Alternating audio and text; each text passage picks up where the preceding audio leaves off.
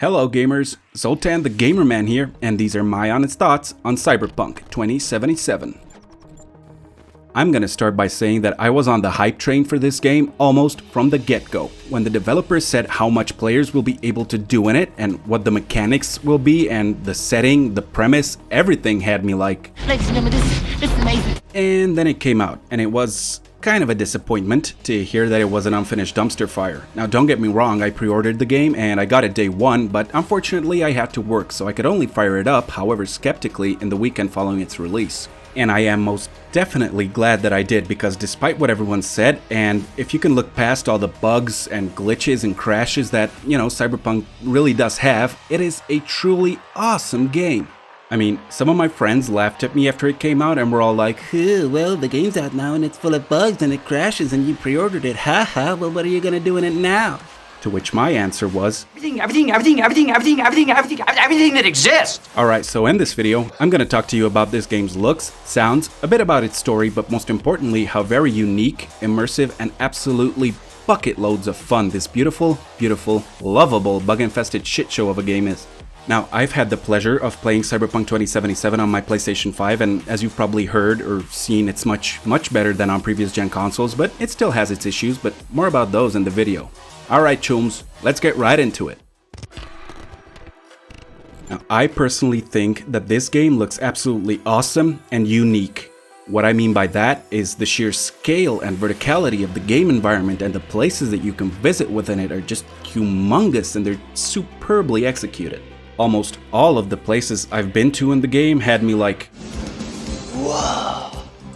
And save for some low quality textures and some graphical glitches here and there, every place that I saw, especially when I saw them for the first time, filled me with a sense of wonder.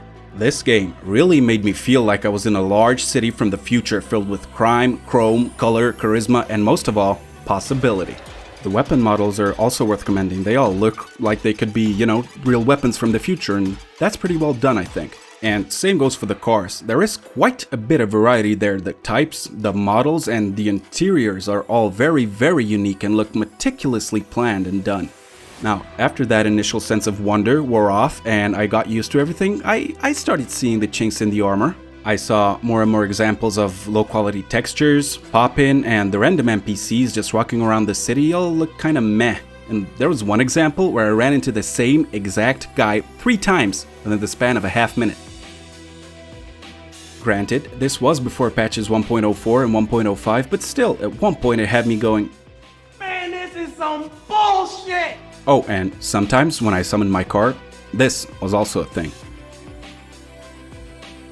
So yeah, this game has a lot of graphical shortcomings and it needs a hell of a lot of work before everyone can say, alright, yeah, this is where it needs to be now. And that makes me a little sad, because the nitpickers out there will most likely miss out on what is an absolutely beautiful and also super fun game.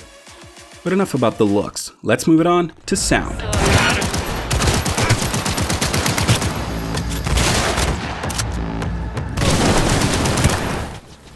Cyberpunk 2077 mostly sounds good, but unfortunately the bugs and glitches are not absent from this area either. Environmental sounds are all fine when not absent due to bugs, and the conversations random NPCs have around the city are funny and have enough variety too. The main and secondary characters all deliver their lines well, with some being forgettable, and some, especially Keanu and V, I considered really great, adding to my immersion significantly. The weapon noises are also pretty good. The guns sound like they have weight to them, the different types of weapons make varied enough noises, and I think it's all in all pretty well executed here. Now, the thing that bothered me was the vehicle sounds. Admittedly, I haven't tried all of them, mostly skipping the little juice box looking cars that you can buy, but each and every one that I've tried out sounded like it had a supercharged W16 engine under its hood, like you could just get in it, yell power, and drive straight to the moon in it. All the while, some of them struggle to get past 100, speed. The game doesn't really specify if it's kilometers or miles per hour. And for me, that just kinda took away from the immersion a little bit. So all in all, sounds are alright, but there is room for improvement. Let's take it over now to story. In the beginning of Cyberpunk 2077, you start out by having to choose one of 3 life paths, which are Corpo, Nomad, and Street Kid. This is followed by customizing almost each and every aspect of your character. These all start out differently, but ultimately end you up in the same situation where you're supposed to do a job, it goes sideways, and it lands you in quite the pickle with the consciousness of one Johnny Silverhand stuck inside your head. And that is where the fun starts, but I'm gonna let you discover that for yourself. All I'll say is that it's a deep, fun, at times sad, but to me at least, always thoroughly enjoyable ride as you and your cerebral stowaway are now tasked with navigating the dangers of Night City where the game takes place and finding a solution for your quite peculiar predicament. Now, going into the game, my question was, are Cyberpunk's side missions as good as the ones found throughout the world of The Witcher 3? Well, yes, but actually no. Now, the side missions that you can play in Cyberpunk 2077 are all varied enough, sure, and they all have their backstories, and they're okay, but, and this is a big but, and I cannot lie, while some of the side missions are very, very profound, and they could be on par with those of The Witcher 3, I could not pay attention to most of them because they mostly came via phone call or text message or whatever. I just couldn't be bothered to read them when there was a whole giant city out there full of possibilities and full of stuff for me to do. But apart from that, I really did thoroughly enjoy Cyberpunk's story from beginning to end, especially since it's really well complemented by what I'm going to talk about next in this year review, and that's gameplay. The gunplay is super fun with all the different types of weapons that can be used in a variety of ways, most fun of which are the smart weapons which have no crosshairs. You just have to point them at the enemies and you'll instantly feel like Zorg. The game also features stealth, which is sort of basic, you sneak around, try not to get seen by the enemies or the cameras. But if you are seen, you can always just bust out the guns, or your mantis blades, or the frickin' rocket launcher. That's right, a rocket launcher that you can have implanted into one of your arms and shoot it at enemies. Just go to town on the suckers. It's all just super fun, but what I've had the most fun with are the quick hacks. You scan environments using your optical implants and use your onboard processor mainframe head computer thingy to hack into stuff and distract enemies or even kill them. But since this is 2077 and your enemies, like yourself, are sometimes chock full of cybernetic enhancements, you can also hack into them. And you can do fun little things like resetting their optics, essentially blinding them and scaring them shitless for a few seconds, cause short circuits in them, or burning out their synapses, and you can even turn their own turrets against them and watch as they mow down their previous masters without mercy. Each time I used one of these hacks, it felt super badass. I felt like I was the king of cyberspace.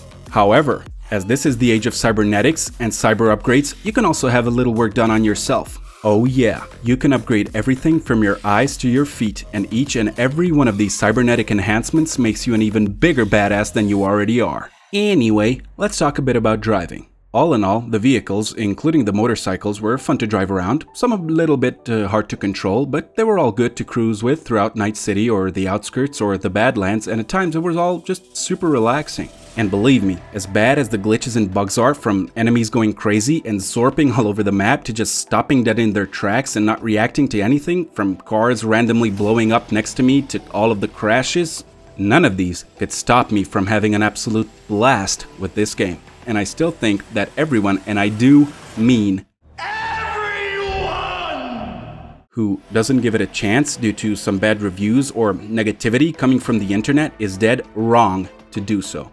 Now, as you all know, I measure playtime in weekends. However, I have just recently come on holiday and I finished the game during that, and that meant playing on weekdays too, but I will try to make some calculations and provide as close an estimate as I can. So I think it would have taken me about 4 to 5 weekends to finish Cyberpunk 2077 if not for this glorious free time on my hands. Yes, the game should have been delayed more so it could be refined more and, well, quite frankly, so it could be finished, because in this day and age, this is most definitely not what a completed game should look like. Does it have a quite nasty bug infestation? Yes. Does it have countless glitches? Yup. Does it crash a lot and make you want to pull out your hair and scream at the top of your lungs sometimes? Absolutely. Taking all of that into account, is it a bad game? Absolutely fucking not. I know that I've said it in this video before, but even with all of its bugs and problems and whatever in the subpar state that it is now, it is easily a top 5 game for me, and it is most definitely the best damn FPS role-playing game that I have ever played. And of course, I think it would have been so much better for both the players and CD Projekt Red to delay the game further and polish it and refine it so that no one could get bogged down by its problems and see it for the absolute wonder that it is, or rather that it could and will definitely be with time.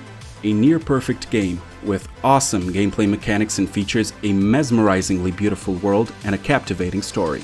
As it is now, with all its bugs, glitches, crashes, whatever, I give it a 9.5. Now, that said, if you do not own a hardcore gaming PC or a next-gen console, I would recommend waiting for a couple of more patches to come out so that you too can enjoy Cyberpunk 2077 to the fullest. Alright Choombas, thanks for watching. I hope you're having a great holiday season and that 2021 will be significantly better than the shit show we've all come to know as the year 2020. Be sure to press that like button if you've enjoyed this review, subscribe to my channel if you want to see more content like this, and ring that bell button if you'd like to be notified when I post new videos. I'm Zoltan the Gamer Man, and these have been my honest thoughts on Cyberpunk 2077. Take care, be well, and don't forget, keep on gaming.